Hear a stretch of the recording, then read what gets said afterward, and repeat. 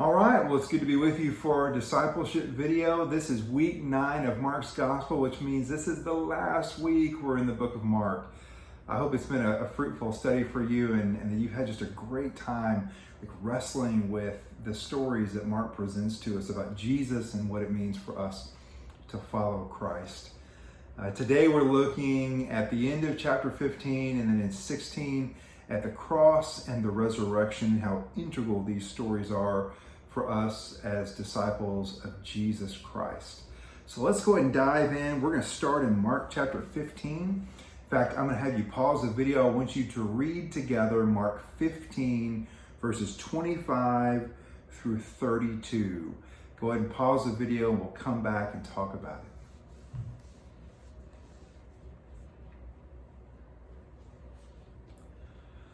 All right, as we come back, we're looking here at the scene of Jesus on the cross, crucified with thieves, one on his left and one on his right.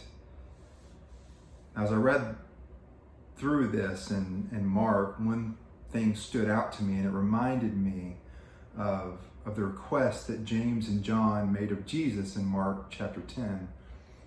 If you'll remember, James and John, two very close disciples to Jesus, took him aside one time and asked, "Can you do something for us?" And Jesus says, "What do you need me to do for you?" And they say, "Will you allow us a seat at your left and your right when you get to glory?" Well, this is Jesus' glory here on the cross.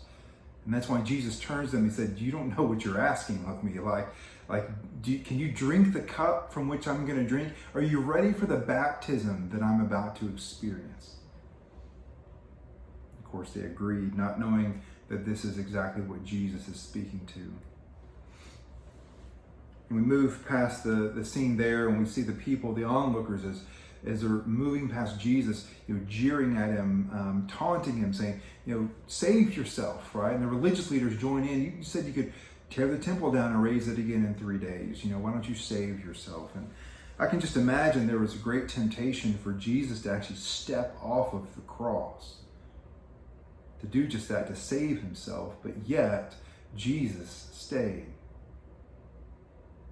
It was the harder thing to do, to stay on the cross. It would have been far easier for him to save himself, and yet Jesus stayed on the cross. And the reason for that, I believe personally, is that Jesus knew he would bring his Father greater glory by walking out of an empty tomb 3 days from now than from stepping off the cross. And so he stayed. He did the harder thing, and he stayed on the cross that his Father would receive the glory later. And so my first question for you is this: are we going to be the kind of disciples who are willing to do the hard things so that God can receive glory? Are willing to do the things that take us out of our comfort zone, the things that cost us something? Are we willing to be those kinds of disciples? And what does it take to be that? I should pause the video and have some conversation.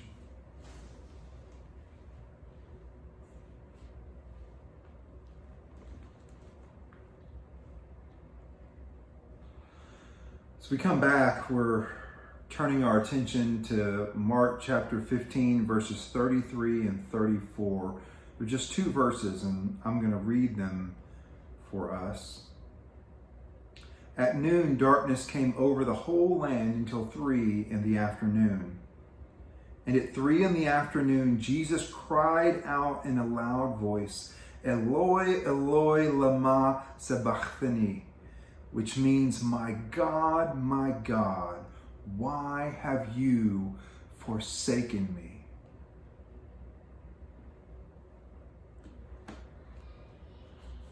These are just 2 verses, but boy, they are heavy. As I looked through this, there were 2 words that stood out to me. It was darkness and forsaken. that the background to this scene is absolute darkness over the land, as the light of the world is snuffed. And the word forsaken it captures the scene. Jesus in this moment is utterly forsaken. I mean, think about it. Just a few days, he's betrayed by Judas, denied by Peter, abandoned by the rest of the 12. He was rejected by the Sanhedrin. He is sentenced to death by Pilate. He's crucified and beaten by the soldiers, and he's mocked by the crowds and the onlookers. I mean, in every sense of the word, Jesus was forsaken. And if things couldn't get worse, there's that point where Jesus turns his attention to the Father, and it's a part of this passage that I think strikes to the heart of the reader. When Jesus says to his Father, my God, why have you forsaken me? I get the others, I can take the others, but why have you forsaken me?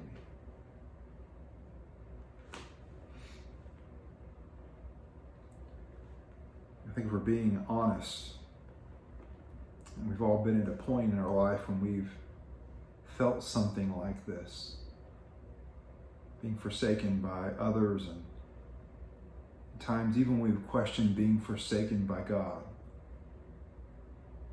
And I'm not trying to reduce what Jesus is experiencing in this moment just as something that you and I experience in a hardship in our life, because what he's going through is something drastically different than what we endure. But at the same time, I think what this tells us, what the cross reminds us of, is that Jesus understands.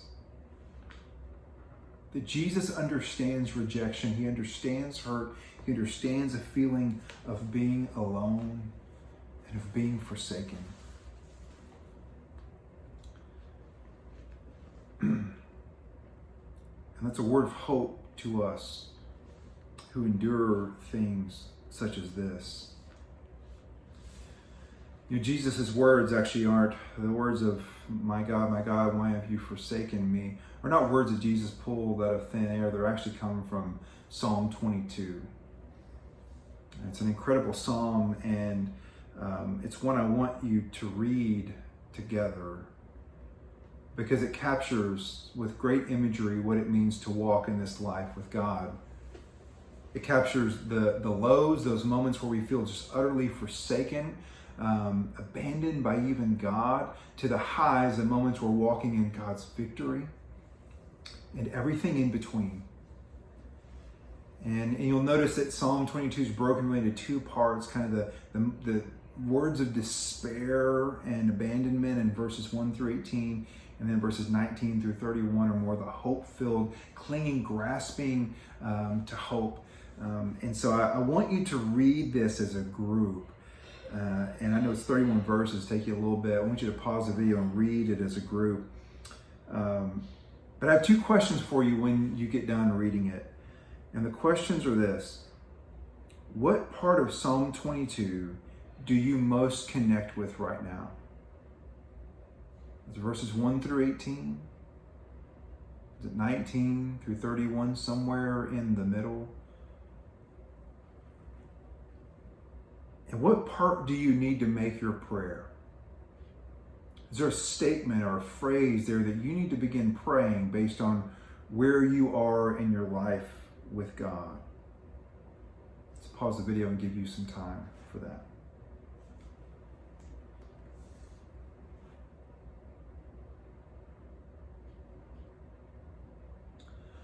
All right, as we come back, we're turning our attention to Mark chapter 16, verses 1 through 8, which is a story, Mark's account of the resurrection, which you'll notice is far different than the other Gospels. There's some dispute about how the Gospel of Mark ends in and of itself, and you'll notice in your translation of the Bible, some of your translations will end in verse 8, others will include verse 9 and end there, and yet others will move all the way to verse 20. Some of yours, like mine, will have verses 9 through 20 in italics as to, kind of show that there's something different about this part of Mark's gospel. And the reason that there's some dispute about this is that it's pretty clear that verses 9 through 20 were added some point in the late 2nd century, early 3rd century by the church. And you might ask, well, why? Why in the world would people tamper with Mark's gospel and add these verses in? And the simple answer to that is because the ending to Mark's gospel is terrible. I mean, it really is. A little blunt there, but it's a terrible ending. I mean, listen to the way that it actually ends. In the earliest manuscripts, Mark's gospel ends in verse 8, and it's a terrible ending. Listen to it. I mean, after the women leave, they go to find the empty tomb, and there's an angel there who gives them this great announcement that Jesus is resurrected. And here's how the whole gospel ends. It says, trembling and bewildered, the women went out and fled from the tomb. They said nothing to anyone because they were afraid. That is a terrible ending to the gospel. Like there's no resolution, and it's just a cliffhanger as to what happened after that. And I want us to, I just really want to kind of ask you, like, what you think, and why do you think Mark would end the gospel this way? What does he want us to hear out of this as those who are reading, trying to discern who is Jesus Christ? And so I want you to pause the video. I want you to talk about, why do you think Mark ended his gospel this way, and what does it tell us? And so pause the video and have some conversation. We will come back to wrap up Mark's gospel briefly. So pause your video and have your conversation.